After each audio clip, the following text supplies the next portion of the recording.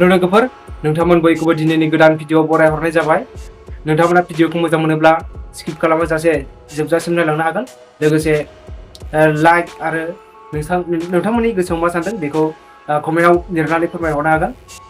दिनानि गोसोआ एसे गोजोननाय मोनदों, माने आंनि चेनेला 1K जाबाय। बियो जुलाइआवनो जादोंमोन, जुलाइनि 8 थारिख 17आव जादोंमोन। 17आवनो आंनि चेनेला 1K जादोंमोन आरो फैयै फैयै दिनै एसे जौगाबोबाय। लोगोसे आङो नोंथांमोननो नैबे बाथ्राखौ फोरमायनो मोननानै जोबोद गोजोननाय मोनबावदों। बे बाथ्रायानो जाहैबाय, आङो डाइरेक्ट खिन्थानोसै, गोबाव खालामलिया। नोंथांमोननि अननाय आरो सापर्ट होनायावनो आं दिनै बेखौ मोननो हाबाय लोगोफोर। गुगोल एडसेन्स पिन मोनबाय आङो। नै आं बेखौ आगष्टनि 3 थारिखआवनो एप्लाइ खालामदोंमोन। 3 थारिखआव एप्लाइ खालामनानै मैया आङो पस्ट अफिसाव लायनो गोनांमोन, नाथाय आं मैया हास्लाबाखै। पस्ट मास्टारा बेखौ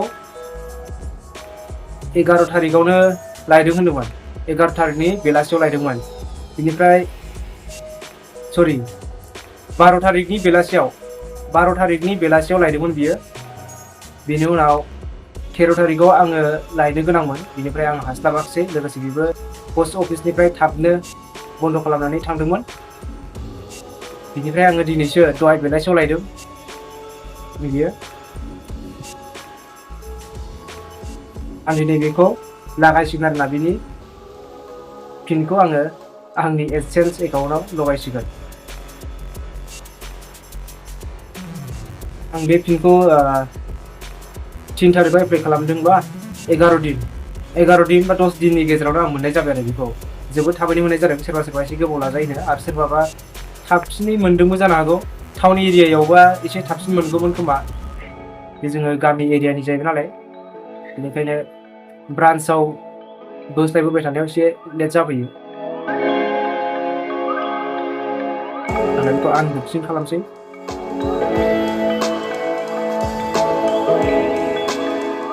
बिदि बिसिनायनि सिन दंखायो, बिसिनो होनाय।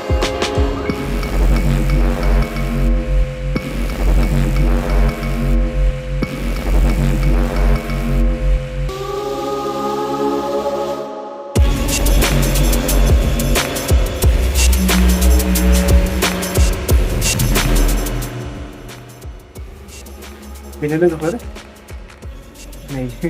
नैहाय जेबो गैया, ओरैनो फाख्रा सिख्रा आगर आरो नैथिंजाय नाम्बार दङ।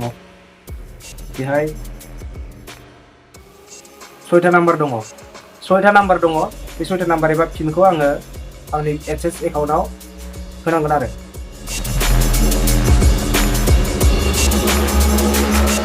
दा बेखौ होनानै लानोसै।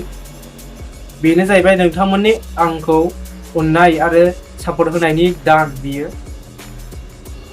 नोंथांमोना आंखौ अननाय आरो सापर्ट होनायनि गेजेरजोंनो आङो गुगोल एबा इउटुबनिफ्राय आं बेखौ मोननो हाबाय।